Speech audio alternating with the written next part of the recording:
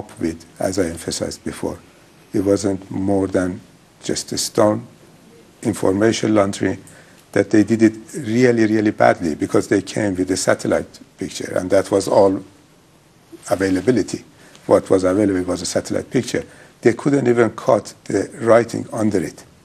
They brought that picture with the writing underneath the picture, which was just ridiculous. Everybody could see through it. یکی از هنرهای سازمان مجاهدین اینه که خوب میتونه دروغ بگه و خوب میتونه یک خبری رو بزرگ کنه و خوب آرایشش بده. طی روزهای اول و دوم اسفند در آستانه سفر رئیس آژانس بین‌المللی انرژی اتمی، نمایندگان مقاومت ایران طی 3 رشته کنفرانس در واشنگتن، برلین و لندن جزئیات جدیدی از پروژه‌های رژیم آخوندی برای دستیابی به تسلیحات اتمی را فاش کردند. این افشاگری‌های جدید از سوی کمیسیون تحقیقات دفاعی و استراتژیک شورای ملی مقاومت و با کمک هواداران مقاومت در داخل کشور تهیه شده بود. It's important to remember one of these guys that was out and explaining these things, that okay, we found this, we found that. He defected a few years after.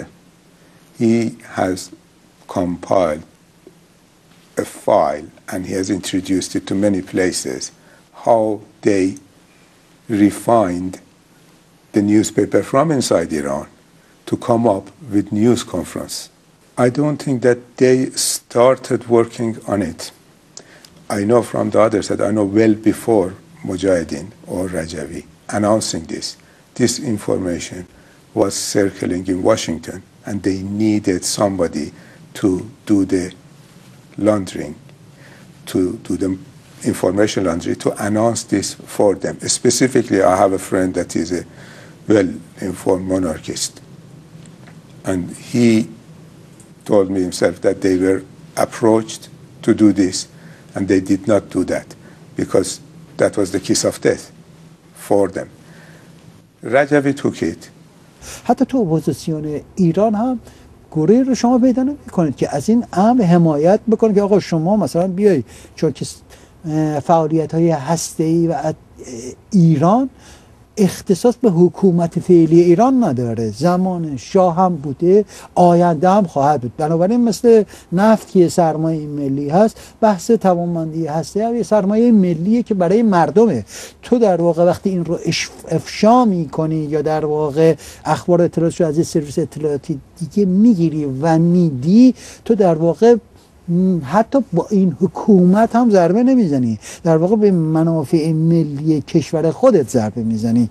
شما ملاحظه کنید که این جماعت تمام مرزهایی که در ایران حتی نوکران شناخته شده رعایت میکردن اینا رو شکستن، اصلا کاملا بیمانند شدن تو ایران.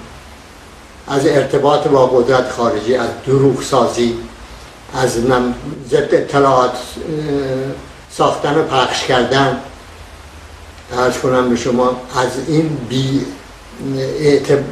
حیثیت کردن انسان، بی منزلت کردن انسان در حتی با افراد سازمان خودشون. رهبر این سازمان مسعود رجوی خودش در واقع افتخار میکنه در واقع از این که مثلا سایت های هسته یا نمیدونم فلان تعداد پایگاه رو چیکار کرده، سایت هسته ایران رو افشا کرده. و حتی مسعود رجوی هم گفته که رئیس جمهور آمریکا به خاطر این کار از سازمان مجاهدین پشتیبانی کرده، تشویق کرده. ببینید به نظر من سازمان مجاهدین کل حیات از بعد به تأسیس تا این نقطه که هست به نظرم دو تا اشتباه استراتژیک کرد. یکی موقعی که از فرانسه یعنی از ایران خارج شد و نیروها رو به عراق کشاند و خود رجوی هم شخصا بلند شد اومد تو خاک عراق، این نقطه بود به نحوی که پرنسیپ های ملی رو ما از دست دادیم. نکته دوم بحث انرژی هستی است. ببینید حتی تمام نیروهای مخالف خارج کشور نیست سر موضوع هستی یک پرنسیپ های ملی است، اصلا ربطی به حاکمیت نداره. هرچند من الانم شخصا با خیلی از شاید عقایدم با خیلی چیزهایی که در رابطه با حاکمیت هست فرق کنه و مخالف اون باشم، ولی یک چیزای پرنسیپ های ملیه. یعنی خیانت دوم سازمان همین بود، اومد یک سری مسائل و اطلاعات ملی مردم ایران رو سطح بین المللی افشا کرد و از این بابت خواست ضربه بزنه. به نظر من همین دو تا موضوع کل سازمان مجاهدین رو سوزوند. در این تردیدی نیست که در واقع تمام اخبار اطلاعاتی که سازمان منتشر میکنه از سرویس های غربی میگیره، در این هم محرزه.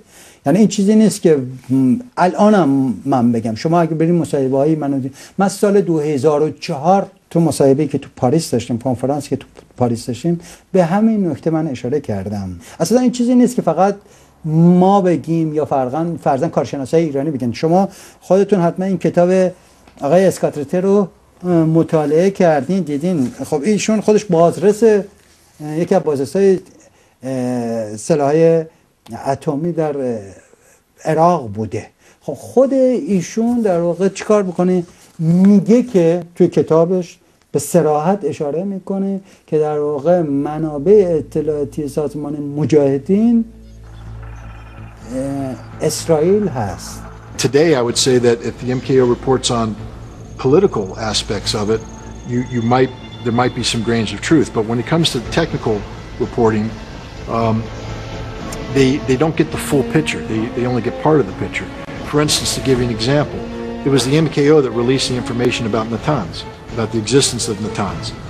Up until that time, the Iranian government had denied that they were involved in any activity related to the enrichment of uranium. The MKO was the organization that was able to get this information out. That information turned out to be accurate. Now, the question is, did that information, was it sourced by the MKO itself, or was the MKO used as a vehicle to provide this information to the public?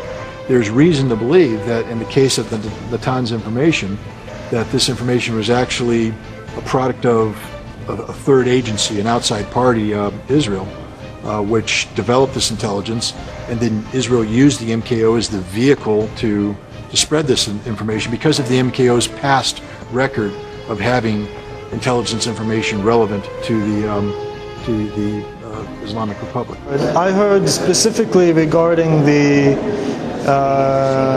nuclear facility. The journalists that I spoke to about this specific case were saying that in fact the intelligence had come from Israeli Mossad. The Israeli Mossad had been looking for a way to make it public. The Israeli Mossad then went to the MEK, and the MEK was very happy to make a public announcement about their intelligence. What Scott Ritter says about external sources is obviously his access to some parts are much more than I have had. So he probably means either Mossad or end of the day satellites, somebody that has satellites. As far as I am concerned, I look at it from this side. Mujahideen Khalq don't have satellites. They have never claimed to have satellites. So there has been a picture, has been brought, and they have announced it. Who took the picture? Again, Mujahideen Khalq would not have the access to even say to somebody to pinpoint that. So it is external source. Well, let's also remember that the timing of the MKO's release was in 2002.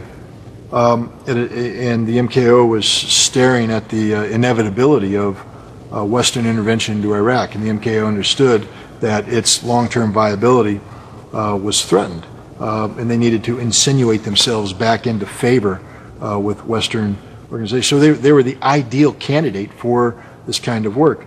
The other thing is that if Israel released the information and the information turned out to be wrong, then Israel has a credibility issue. The other thing is, if Israel releases the information about Iran, people aren't going to tend to believe that Israel might be exaggerating or hyping up a threat. I think Israel knew for a fact that Iran was not pursuing an active nuclear weapons program. What Israel had was information that Iran was operating in violation of the Nuclear Non-Proliferation Treaty. And by providing this information to the MKO could exceed stating that a nuclear weapons program existed to create the myth of a nuclear weapons program linked to information that turned out to be accurate. It was a smart ploy on the part of the Israelis, and it was extraordinarily successful. I know that many people like Scott Ritter in his book, Target Iran. He goes specifically saying that the Western intelligence services, they gave the information to Rajvi to announce it. Some kind of information laundry, as they call it themselves. And in a way, there is a lot of hint that the Israelis did it.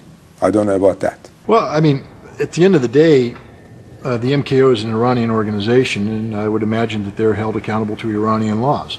So if an Iranian who takes classified information and provides it to enemies of Iran is caught, I think, ultimately that's up to the Iranian judiciary to decide what the penalty is. As a former intelligence officer, I can tell you that, our job is to get people to betray their country. I want information. Let's say I'm targeting Iran. I want information about Iran, and the best way to get that information is to find an Iranian who's willing to break Iranian law to give me that information. Is the United States going to hold that Iranian accountable for violation of Iranian law? Not on your life. We're going to reward that person. We've now recruited him. We're going to take care of him, etc. So if Iran's looking to the outside world to hold the MKO accountable for gathering information that Western agencies want, Iran's waiting in vain. Ultimately, it's up to Iran to decide what punishment is appropriate for people who are found guilty of violating Iranian law. But there is no body of international law that will hold the MKO accountable for what it's doing. After that, his aim is not to rule Iran, is not to get back to where he was trying to go. His aim is to save his skin. Now when he's looking at the nuclear issue, doesn't matter what the Iranians think. He never thinks about that anymore. In fact, what he wants is what Washington thinks. He does not even have his propaganda system directed at Iran anymore. If you look at Google, his name, he's just in English. He doesn't care about Farsi. He knows that Iran is gone. What he wants the Washington attention. And why? Because he's in danger. Saddam is gone. Many others have gone. He is in hiding. He wants to save himself. After Saddam falls, 2003, he turns back. He wants to undo what is done. From 2003 till now, 7 years. The only work that he's done is to come off the list of terrorism in Western countries. What are these lists? They're not directed at Iraq or Iran. Nobody cares here. They are directed at their own countries. If you are in a list of terrorism in US, means you are a danger to the US, not to Iran. You can be a danger to Iran, you will not necessarily will be in the list. Why does he want this? Because he wants to go to Washington. What is sad, I don't have a problem that he goes to Washington. In fact, it's his place probably. Go there, and there is a lot there. He can join them. What is sad is 3,000 people have been living in a camp in Iraq as hostages. He doesn't give them up, and many backers in the West don't let him down. After 7 years, they are trapped in this camp, and they can't come out.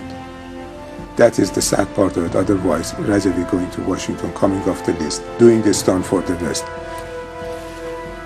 He is doing willingly, no problem.